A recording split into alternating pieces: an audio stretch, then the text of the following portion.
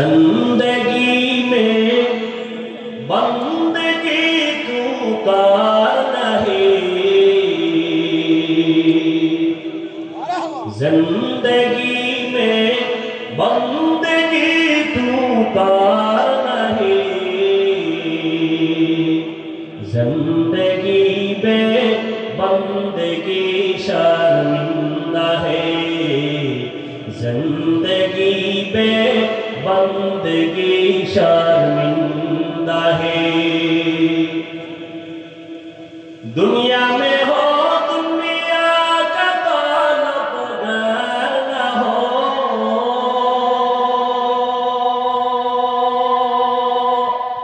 बाजार से गुजर हो खरीदार न हो, दुनिया में हो दुनिया का तलबगार न हो, बाजार से गुजर हो खरीदार न हो। ये दुनिया एक मिसल कागज फूल है, ये दुनिया एक मिसल कागज फूल है, जिंदगी में बंदगी तू कर नहीं, जिंदगी में बंदगी तू कर नहीं,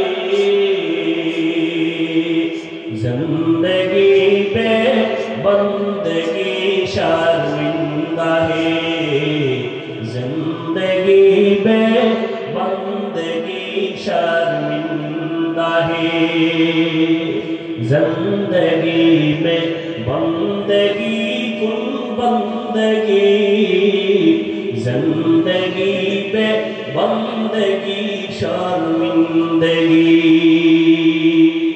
वमा अरसलनाका इल्ला रहमतन लिल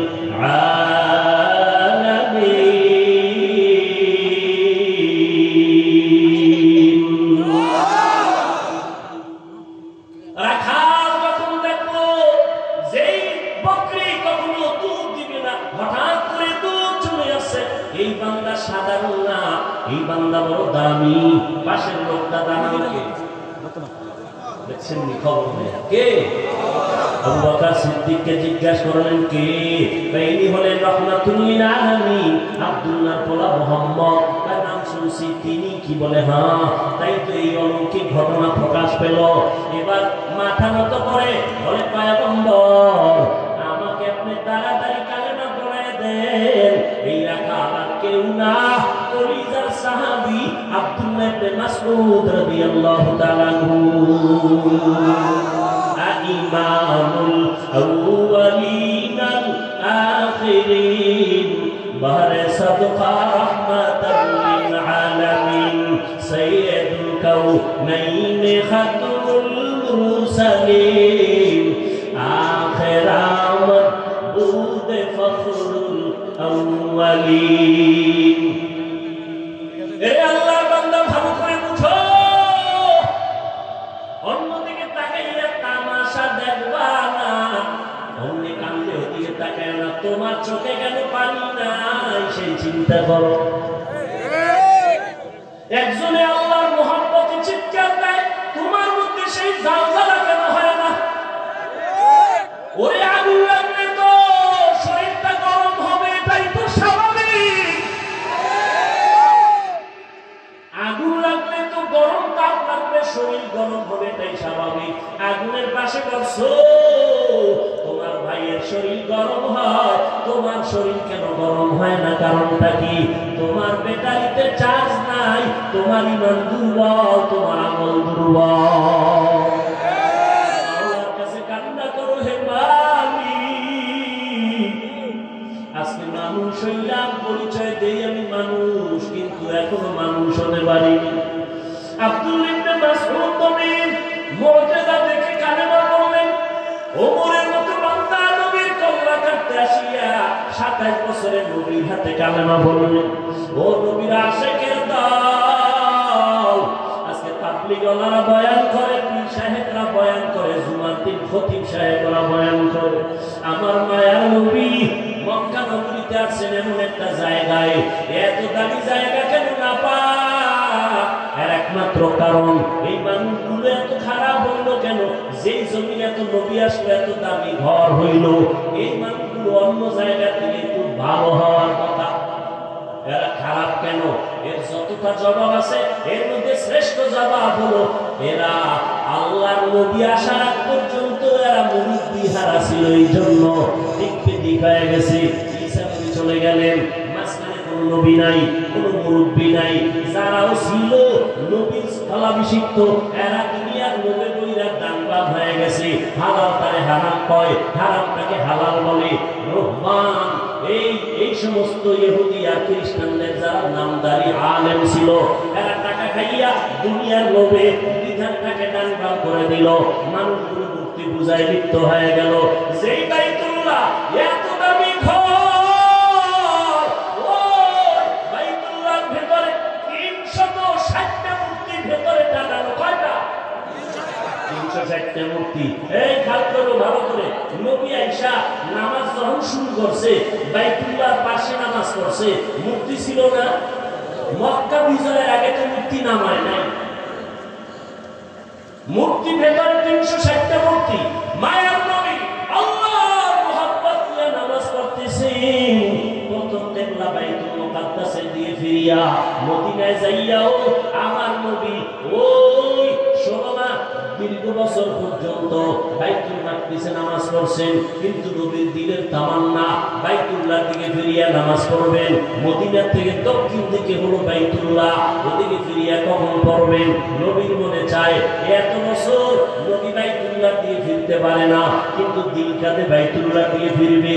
নবী নামাজে দাঁড়াইলেন, রুকুর হালাতে জিবরাইল আমিন আয়েশা কয়, নবী এবার আপনি বাইতুল মাকদিস থেকে ফিরিয়া বাইতুল্লাহ দিকে হয়ে যান।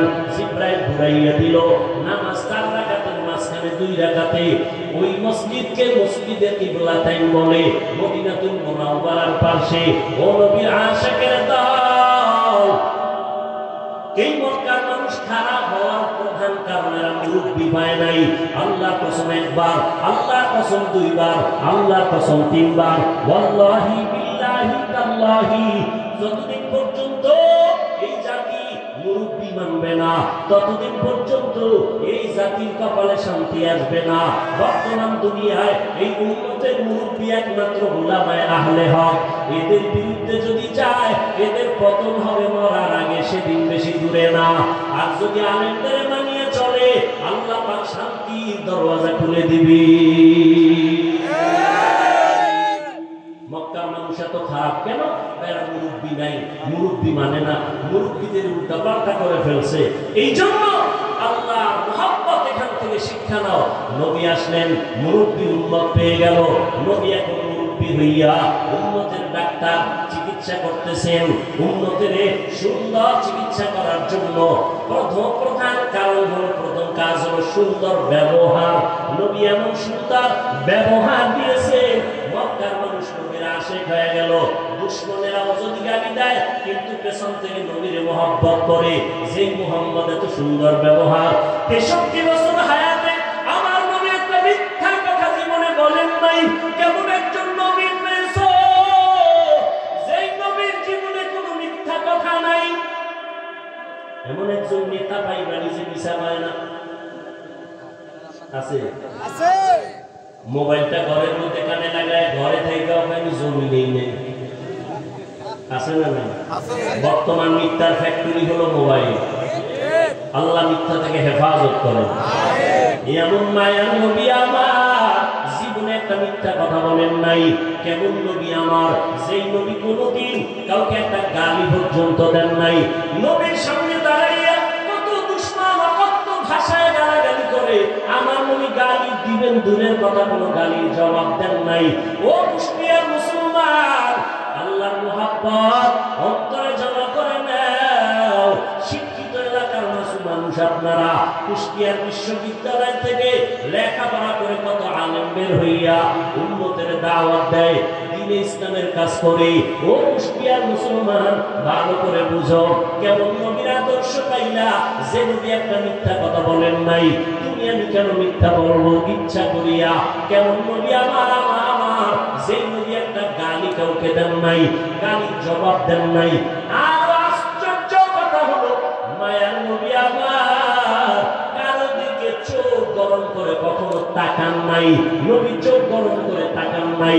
কেমন মায়ার নবী আমার, নবীর এই উত্তম ব্যবহার দিয়া মক্কার মানুষগুলোকে এত দামি বানায় দিলেন।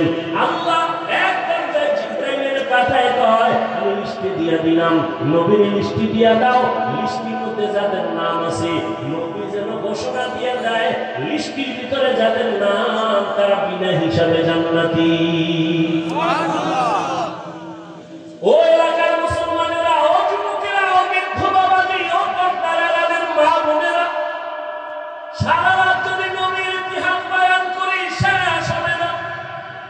নবী দুনিয়াতে আসার আগে নবীর গুণগান বিধর্মীরা পর্যন্ত গাইতে শেষ করতে পারলো না। নবী আসছে, গুণগান চলছে, শেষ হয় না। নবী চলে গেলেন ১৫০০ বছরের বেশি হলো, এখনো নবীর গুণগান শেষ হয় না। বক্তাও শেষ করতে পারে না, লেখকেরা লেখাও শেষ করতে পারে না। কিয়ামত পর্যন্ত নবীর গুণগান বক্তারা বলবে, লেখক লিখবে, শেষ হবে না। কিয়ামতের দিনও নবীর প্রশংসা চলবে। এ নবীর উম্মতেরা, ওই নবীর আদর্শ ধারণ করো। আমি কুষ্টিয়ার শিক্ষিত মুসলমানকে জিজ্ঞাসা করব, নবী রেখে যাওয়া সুন্দর আদর্শ ছাড়া আর কারো কাছে ভালো আদর্শ আসেনি? থাকলে একজনে দাঁড়ায় বলো, হাফিজ ভাই, আমাদের কুষ্টিয়া এলাকার ভেতরে মুহাম্মদের আদর্শ ছাড়া আরো কিছু লোক আছে, তাদের আদর্শ মুহাম্মদেরটার থেকেও ভালো। আল্লাহর কসম, যদি ভালো আদর্শ দেখাইতে পারো, আমি মুহাম্মদেরটা নিব না, আমি তারটা নিব। কিন্তু পারছে কেউ? অনেকে অপচেষ্টা করেছিল। চেষ্টা না অপচেষ্টা? ব্যর্থ চেষ্টা করেছিল। আব্রাহাম লিঙ্কন আদর্শ দিল, জাতি গ্রহণ করে না। মাও সেতুং আদর্শ দিল, জাতি গ্রহণ করে না। লেনিন আদর্শ দিল, জাতি গ্রহণ করে না। কার্ল মার্কস আদর্শ দিল, জাতি গ্রহণ করে না। বড় আওয়াজ উঠল দুনিয়ায়। কি আওয়াজ? বলে, দুনিয়াতে যত আদর্শ আদর্শ গান শুনলাম, এক কথায় জবাব, দুনিয়ার সব আদর্শগুলো না পাক, একমাত্র মদিনার নবীর আদর্শই হলো পাক। ও নবীর উম্মতেরা হয়ে আজি দিশাহারা, কোরআন হাদিসে চলো যখন যাহা চায় মনে, নবী বিনে কে দাঁড়াবে পুলসিরাত মিজানে, নবী বিনে কে দাঁড়াবে পুলসিরাত মিজানে। ও আল্লাহর বান্দারা, তাহলে নবীর আদর্শ থেকে দাঁড়িয়ে আদর্শ মারার আছে? সবাই একমত? দ্বিতীয় প্রশ্ন, নবীজির আদর্শ যে রেখে গেলেন মানবে কারা? হিন্দু, ইহুদি, খ্রিস্টান? সবাই একটু জিহ্বা নাড়ায়, আল্লাহ সাক্ষী, ফেরেশতারা লিখবে। বলো, নবীর আদর্শ মানবে কারা? কোন দেশের মুসলমান? সারা দুনিয়া। শুধু কুষ্টিয়ার মুসলমান বাদ? হ্যাঁ, তাহলে নবীর আদর্শ হিন্দু মানবে না, বৌদ্ধরা মানবে না, ইহুদিরা মানবে না, খ্রিস্টানেরা মানবে না, তুমি মুসলমান মানবা। কিন্তু কই নবীর আদর্শে দাড়ি লম্বা হয় না কেন? নবীর আদর্শে টুপি মাথায় উঠে না কেন? নবীর আদর্শ মতো ৫ বেলা নামাজ পড়ো না কেন? এটা কি শুধু হুজুরেরা করবে? ও আল্লাহর বান্দা, যদি বলো হুজুর, ও হাফিজ ভাই, আমরা পারি না, আপনারা পারেন, এবার আমি বলবো, রে বাবা, তোমার মতো যুবক জীবনে মাদ্রাসায় পড়ে নাই, স্কুল কলেজে লেখাপড়া করে, জেনারেল লাইনে চাকরি করে, ব্যবসা করে, সত্য কথাটা স্বীকার করো। তোমার মতো যুবক জীবনে মাদ্রাসায় পড়ে নাই, এমন যুবক স্কুল কলেজ ভার্সিটিতে পড়ে, 5 বেলার নামাজ পড়ে আছে না নাই? আর কি ওয়াজ করবো বলো? এবার তুমি তোমারে জিজ্ঞেস করো, তুমি কেন পারো না? ও কুষ্টিয়ার মুসলমান, তোমার মতো যুবক সন্তান র্যাব, আর্মি, পুলিশ, বিডিআর চাকরি করে 5 বেলার নামাজ পড়ে আছে না নাই? তুমি কেন পারবা না রে বাবা? তোমার মতো যুবক রাস্তায় গাড়ি চালায়, 5 বেলার নামাজ পড়ে, তুমি কেন পারবা না? বালিশে মাথা লাগায় একটু প্রশ্ন করো, তুমি কেন পারবা না রে বাবা? নদীর মধ্যে মাছ ধরে, নামাজ ছাড়ে না, তুমি কেন পারো না? তোমার আমার মতো কত যুবক তাকায় দেখো ময়দানে কৃষি কাজ করে, নামাজ পড়ে, তুমি কেন পারবা না? আসলে কি উলামায়ে কেরামের কথা মিথ্যা মনে করছো? আল্লাহর কোরআন নবীর কথা কি মিথ্যা মনে করছো নাকি বাবা? আমাকে আবার একটু জবাব দাও, আমার আল্লাহর কোরআন সত্য নাকি মিথ্যা? কত পার্সেন্ট সত্য? সবাই বলো। এবার আমাকে বলো, আল্লাহর ওই কোরআনে জান্নাতের বয়ান আসেনি? সত্য। জাহান্নামের বয়ান আসেনি?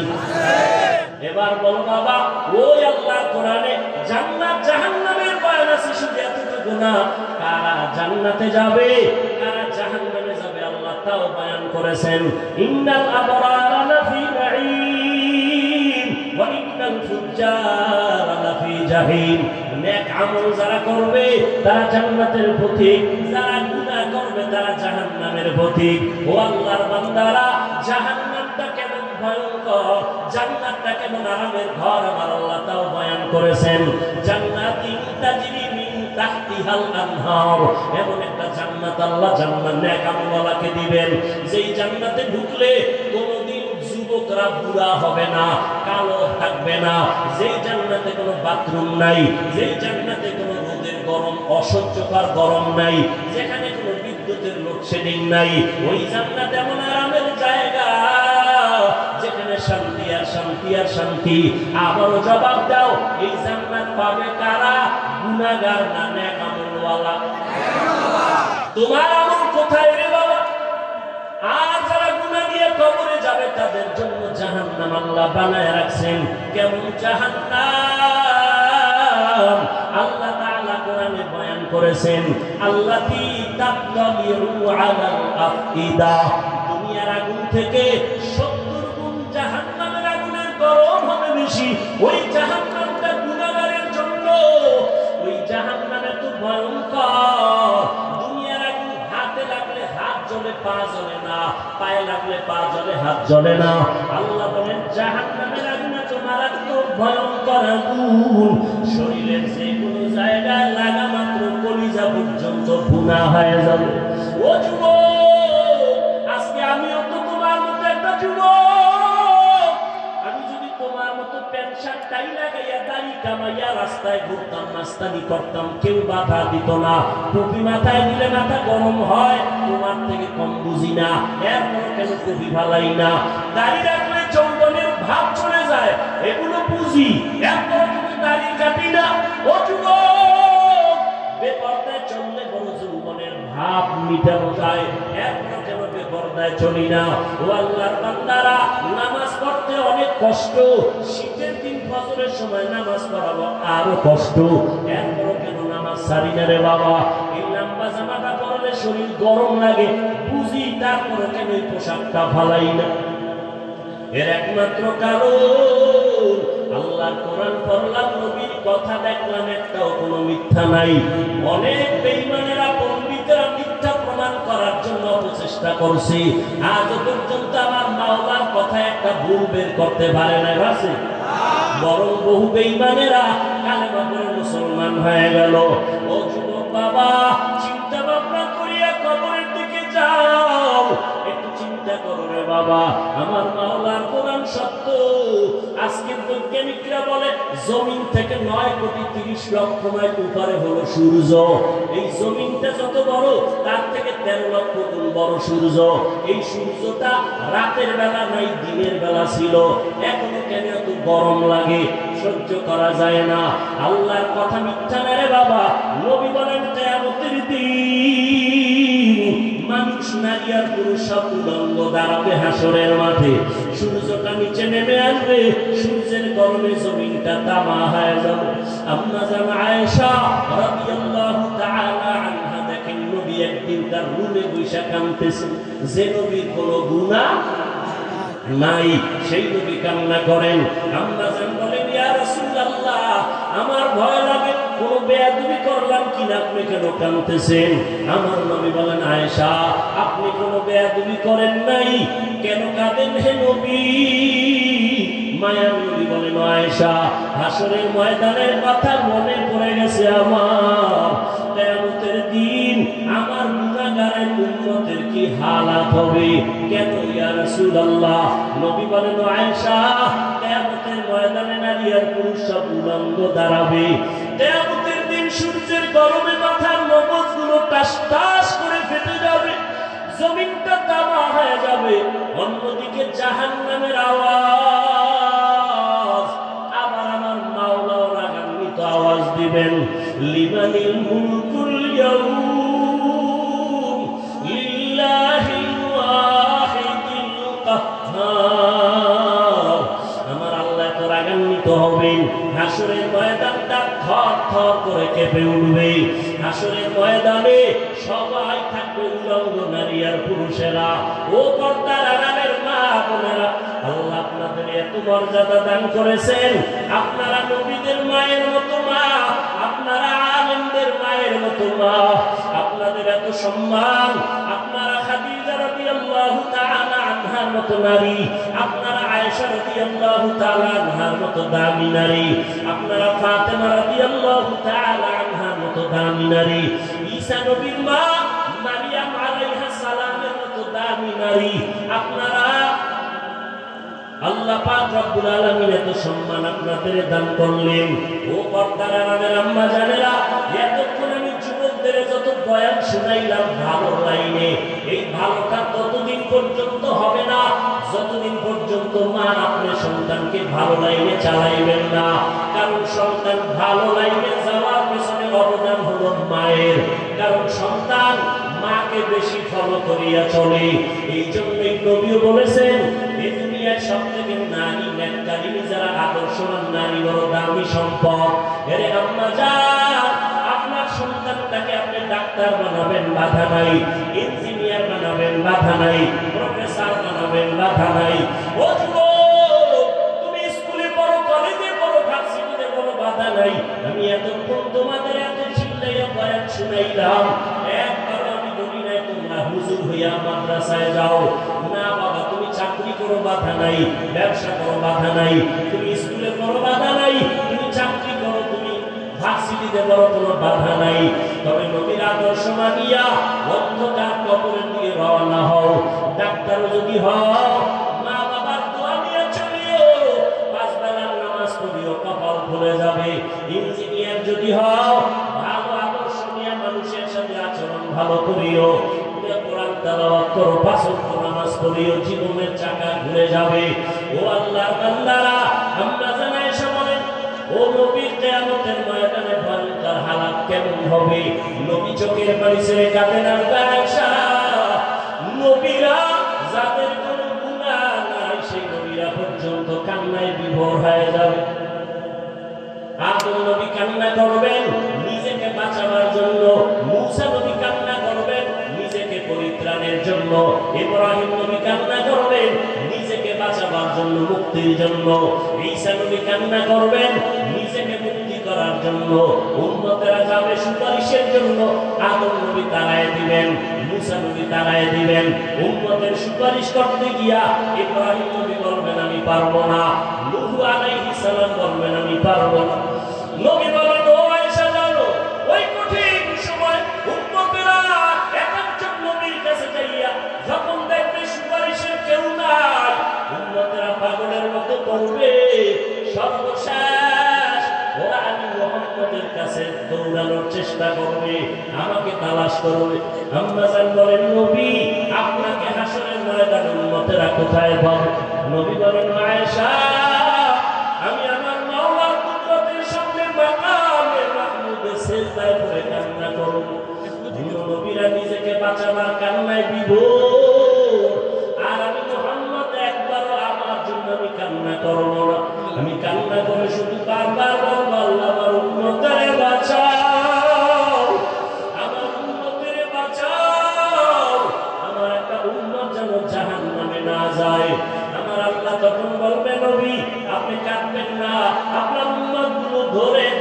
বাছাই করে জান্নাতের ময়দানের দিকে নিয়ে যান। ও আয়েশা, আমি তখন খুশি মনে আমার উম্মতগুলো ধরে ধরে জান্নাতের ময়দানের দিকে নেওয়া শুরু করব। আম্মা জান আয়েশা বলেন, ইয়া রাসূলুল্লাহ, কোটি কোটি কোটি মানুষের ভেতরে আপনার উম্মতগুলো চিনবেন কি করে? নবী বলেন, আয়েশা, যেই উম্মত দুনিয়াতে মুহাম্মদের মুহাব্বতে ভরিয়া ওযু বানাইয়া পাঁচ বেলার নামাজ যথাযথভাবে আদায় করবে, কিয়ামতের ময়দানে ওই ওযুর জায়গাগুলো নূরের আলোতে চমকাইতে থাকবে। আমি নবী দেখে দেখে উম্মতকে জান্নাতের দিকে নিয়ে যাব। ও কুষ্টিয়ার মুসলমান বাবারা, ও যুবক বৃদ্ধ বাবাজি, ভক্তারা, রাগের মা বোনেরা, কিয়ামতের ময়দানে আল্লাহ না করুন যদি আল্লাহর নবীর সুপারিশের কাতারে দাঁড়াইতে না পারি, বেনামাজি হইয়া যদি দাঁড়াই, বেপরদার অবস্থা নিয়ে যদি দাঁড়াই, তওবা না করে গুনাহ নিয়ে যদি যাই, নবী তখন বলবে, না তুমি আমার উম্মত না, আমি তোমার নবী। আল্লাহ পাক বলবেন, ও ফেরেশতা, গুনাহগার বেনামাজি নাফরমানের জাহান্নামের হ্যান্ডকাপ লাগায় দাও। ও আল্লাহর বান্দারা, সূর্যের গরম সইতে পারি না, গুনাহ নিয়ে কবরে গেলে হাসরের ময়দানে কেমনে জাহান্নামের আগুন সহ্য করো? একটু নিজের চিন্তা করো। আজকে তোমার ডানে বামে, আমার ডানে বামে ভক্তবৃন্দের অভাব নাই, টাকা পয়সা বাড়ি গাড়ির অভাব নাই, মরিয়া গেলে সাদা কাপড় ছাড়া কেউ নাই, অন্ধকার কবরে কেউ আমার আপন হইয়া যাবে না। অতএব এখনো সময় আছে, তওবা করে নাও। আল্লাহর মুহাব্বত নিয়ে, উলামায়ে কেরামের পরামর্শ নিয়ে পাঁচ ওয়াক্ত নামাজ পড়ো। এখনো সময় আছে, মনে মনে আমার আল্লাহকে ডাকো আর বলো, হে মালিক, জীবনে তো নামাজ কম সারি নাই, বেপরদায় কম চলি না, আজকে থেকে তওবা করলাম। আমার মতো যুবক স্কুল কলেজে পড়িয়া, ব্যবসা করে, চাকরি করে যদি নামাজ পড়ে, আমি কেন পারবো না?